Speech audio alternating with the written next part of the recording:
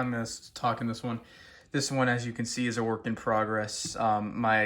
Obviously it has a bunch of issues. I'm gonna get it sorted out. This face is not final.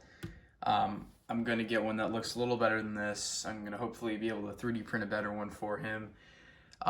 My envisionment for when this is done is going to be kind of like a special edition, like red with like black and white, like mountain design, like mountain ranges in the background. That's why I did the feet black, and there's no ear gears right now in it.